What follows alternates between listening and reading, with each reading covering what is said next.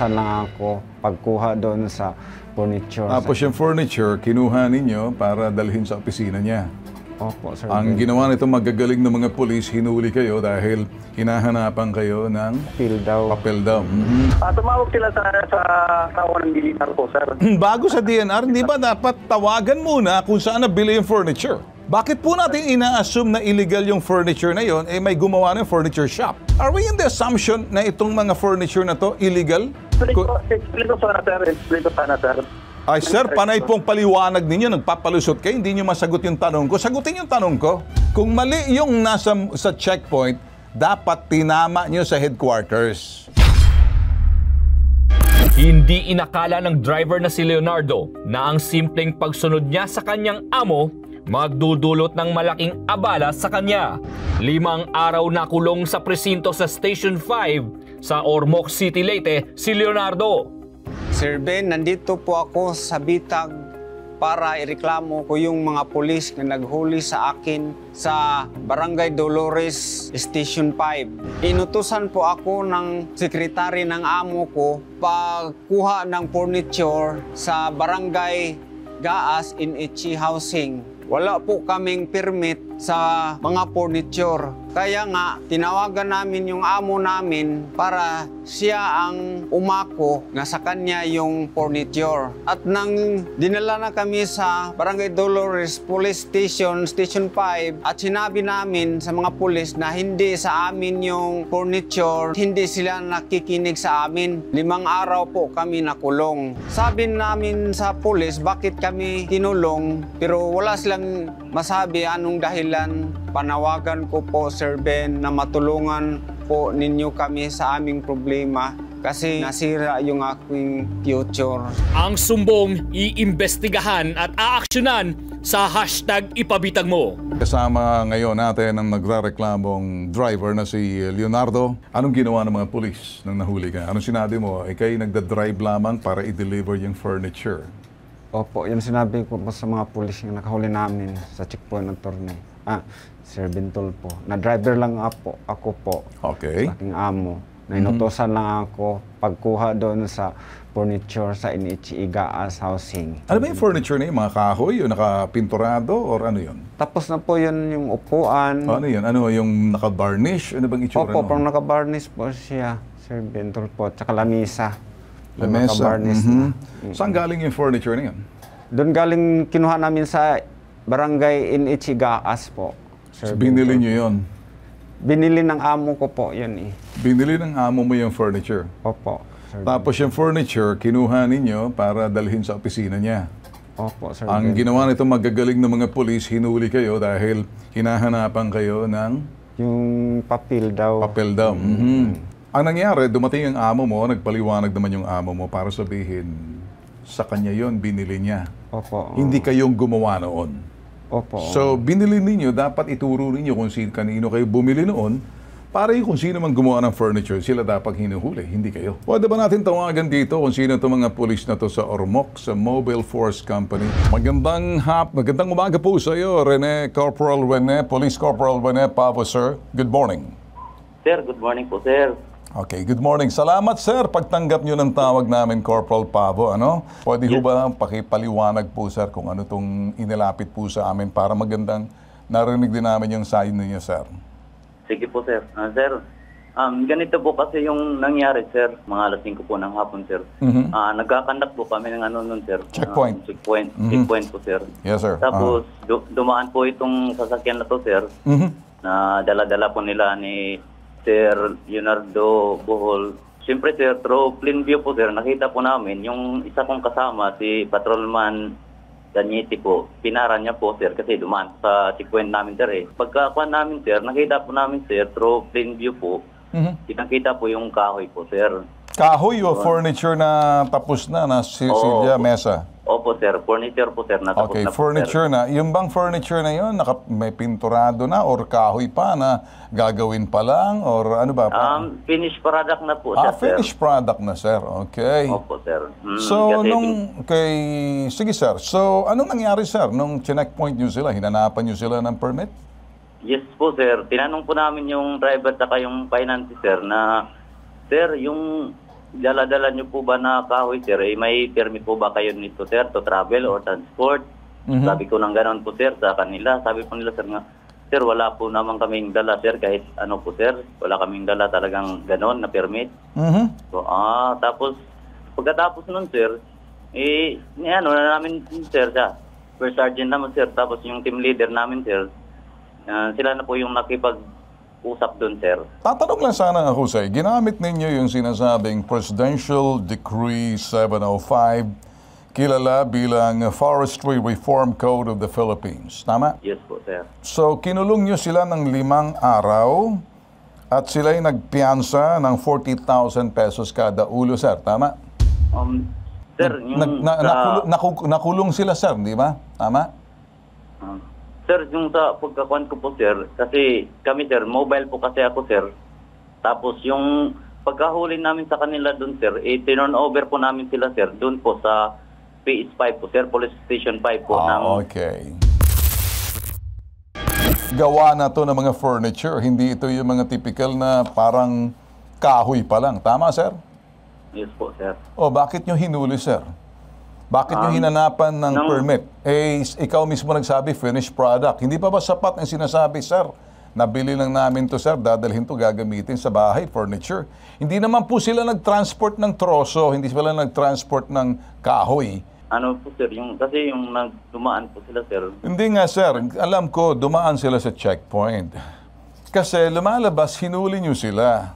The presumption, sir, yung binili nila, may lisensya. Baka mali ata, sir. Ito sila bumili lamang test driver, kinulong nyo, pinagpiyansa nyo, inaresto ninyo. Mukhang may mali ata ako nakita rito, corporal. Siguro, sir, maintindihan ko pa pag yung furniture nakaw. Di ba? Pagkatapos, wala sila mapakita, ninakaw nila, fencing yon na bumili ka ng furniture na galing sa nakaw. Bakit hindi nyo pinuntahan yung furniture shop? Tapos hinanapan nyo sila ng permit kung nga ba sila ay may permit. Sige, sir, hindi mo naman sasagot, sir. You have the right to remain silent. You have the right, anything that you say will be taken against you in the court of law. You have the right to an attorney. If you don't have one, get yourself one. Ganun po ang pag-aaresto. Sa susunod po siguro, sir, hindi naman po ako nagmamagaling. Ayusin po natin, sir. Kawawa naman siguro. Isipin mo kung kamag-anak mo nangyari ito, sir. Anong gagawin mo? Hindi ka ba magagalit? Kasi hindi nyo ginawa yung tamang trabaho. Hindi ba, Corporal? Yes po, sir. Sa linya ng telepono, si Police Captain Rodolfo Marcolita. Magandang umaga po, Captain. Sir. Hello, sir. Good morning, sir. Good morning, sir. May naaresto, sir, na taong driver po kasi na-checkpoint po siya. Bit-bit po yung mga furniture, silya at mesa ang binili niya sa furniture shop para i-deliver sa kanyang among. Inutusan lang po sila, sir, na checkpoint. Tumawag sila sa tao ng DNR po, sir. Tumawag sila ng tao ng DNR. Tapos... Sir, bago sa DNR, hindi ba dapat tawagan muna kung saan nabili yung furniture? Saan po nanggaling kung gumamit pa sila ng illegal na lumber? Bakit po natin ina-assume na illegal yung furniture na yon, may gumawa ng furniture shop? Are we in the assumption na itong mga furniture na to illegal?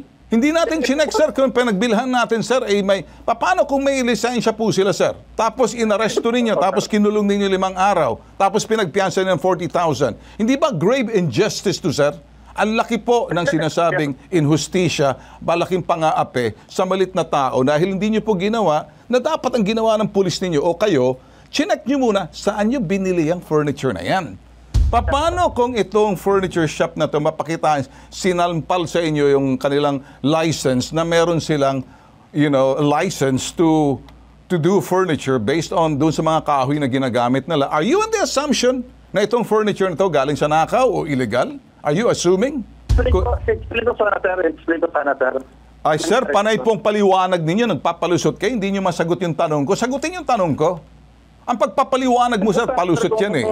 Kasi sir, naghuli sa kanila, sir. Sabi nila na... Well, ang naghuli sa kanila, sir, dapat ikaw in-examine mo muna, sir, dahil mobile force ninyo yon. Kaya nga in-endorso sa inyo para kung anong gagawin nyo. So, yung basurang paggawa, sir, tinuluyan ninyo. May mali lang ako nakita, sir, eh. Yung DNR po, sir, nagpailang class, sir.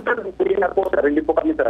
So, in other words, sir, kung ano yung basurang tinapon ninyo, basura din inilabas ninyo. Kasi sir, mananagot po kayo rito, hindi nyo ginawa yung tama. Diyan, kung mali yung nasa sa checkpoint, dapat tinama nyo sa headquarters.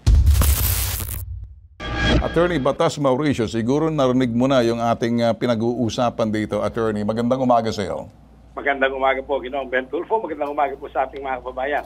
Tama po yung punto ninyo. Bakit naman ganon na parang meron na agad assumption of guilt, presumption of guilt? Sa ilalim po ng ating saligang batas, sa Bill of Rights, Article 3. Nakalagay po dyan, every person shall be presumed innocent until proven guilty. Dito po sa nangyayari dito sa inyong sa inilalahad po dito sa pabitag mo ni Ginoong Ben Tulfo, medyo mabigat po yata yun. So pakinggan nga po muna natin kung inyo pong mamarapatin, Ginoong Ben Tulfo ang paliwanag. Pero po yung nangyari po, sir. Nagdadag po yung tao ng mobile force ng Panigid sa Ormoc, sir. May na-flag daw sila na visibly naman nakarga yung finished product po ng kahoy. So nangyari po rin, sir, hiningan sila ng papel. Wala sila nagpakitang papel kahit doon saan nila binili or transport man lang, sir. Ganun ba, sir? Wala sila nagpakitang papel kahit anong dokumento po, sir. Kaya yung action na ginawa ng police, sir, naka-flag down doon, sir. Tumawag sila ng DNR.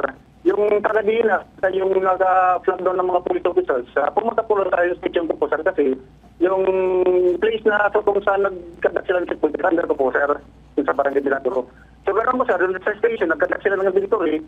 Kasama na po yung sir, yung taga-DNR po, sir. Tapos, yung lang namin doon, sir, nag-blatter na sa station namin. Tapos, gumawa ng pinagkita barret yung mag-aasing ko, sir. Yung nag-file nag-aarap po, sir, yung taga-DNR na po, sir. As validity po doon, sir. Kaya yung situation ng kaso na niya, sir, nasa court na po, sir. Okay. Attorney, narinig nyo? Aba, Section 3, Republic Act 3019, yung pagbibigay ng hindi makatwirang pinsala dito po sa mga inaresto ng mga driver. Sinasabi po ng saligang batas ng Pilipinas, Kapitan at mga kababayan, pati na po yung mga nag-DNR, meron pong karapatan ng ating mga kababayan na ituring silang walang kasalanan anuman ang pangyayari, anuman ang sitwasyon. Tama. Hanggang hindi napapatunayan sa husgado. Pero ang ginawa po natin dyan, Kapitan, at saka po ng DNR, at saka po ng mga kapulisan, inuna po natin, itinuring natin silang may kasalanan. Abay, may labag po kayo dyan sa ating pong Article 3, 1987 Constitution, at paputak po ito ng graft and corruption. Maliwanag po yan. Hindi nyo po pwedeng biglang ituring na may kasalanan na kagad. Otherwise, lahat ng haharangin nyo sa kalsada na walang maipakitang resibo kung ano man yung dala-dala nila, pwede nyong kasuhan.